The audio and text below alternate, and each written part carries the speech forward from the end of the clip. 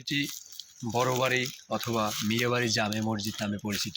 জামে মসজিদ তো মসজিদ মসজিদ যাই হোক, এই বাড়িটি মিয়া বাড়ি নামে পরিচিত।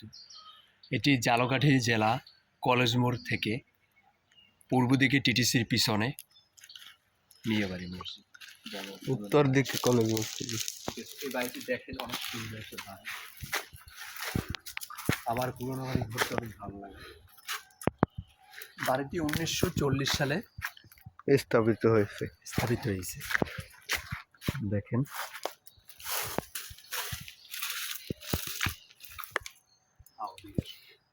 তুমি যেন মনে হয় তো আমি গাইসের ঘরের গাইছে গো ওইদিকে ঢুকবা, কিন্তু ওদিকে তো আটকাইতেছি বেটারা। অনেক ভালো লাগে গাছের লতা। ওদিকে চলো, ওদিকে কি লতাগুলো আমাদের সব থেকে বেশি ভালো লাগবে, সেইটা আপনাদের এই মুহূর্তে দেখাবো।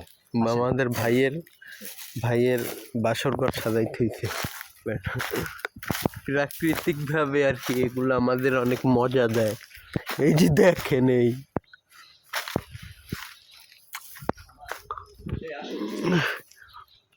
কত সুন্দর আল্লাহর সৃষ্টি। দেখেন মানুষ, গাইস দেখেন আল্লাহর কি সুন্দর নিদর্শন।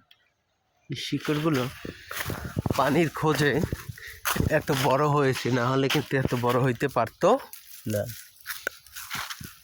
আমার চোখে একটু সমস্যা, হয়তো পুরোনো বাড়ি আইছে শয়তানে শেষ করে দিয়েছে। এই দেখেন এখানে এত একটা মূল্যবান জিনিস, এই জায়গাটা কি জায়গা আমি সম্ভবত এদিকে আসো, ওগুলো দেখাইতে না স্যার। এইখানে মানে এই দুইটা জায়গায় কি করে জানি না, হয়তো গুপ্তদান আছে কিন্তু না। এই দুইটা হয়েছে সাথে আসো, এই হয়েছে একটা এমন মূল্যবান একটা জিনিস। এইখানে জায়গায় পুরোনো যে বিশাল বিশাল রাজারা থাকতে, তারা এখানে বাথরুম করতে গাইছে। এইটা সেই বাথরুমের জায়গা, অনেক মূল্যবান একটা জায়গা বাথরুম। ঠিক আছে, দেওয়ালগুলো দেখছেন কত শত পুরনো, শত বছরের পুরনো। ঠিক আছে, দেখেন এই মূল্যবান একটা জায়গা, 150-200 বছরের পুরনো।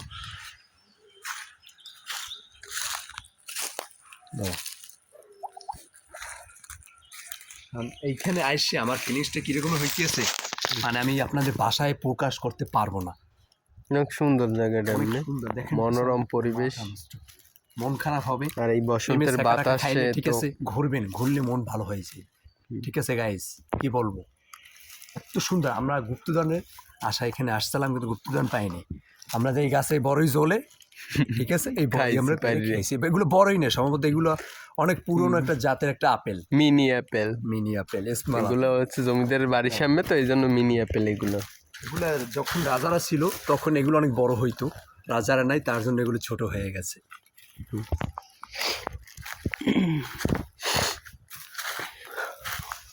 আজকে আপনাদের এই ভাইটা ঘুরে ঘুরে আপনাদের দেখাবো, বলে বনিয়ামিনে বাড়ি সুন্দর। আমার এখানে আমি থাকতে ইচ্ছে করছে। আমার একজন 7 রাজার কন্যা নিয়ে এখানে বসবাস করতেন, যুগের পর যুগে।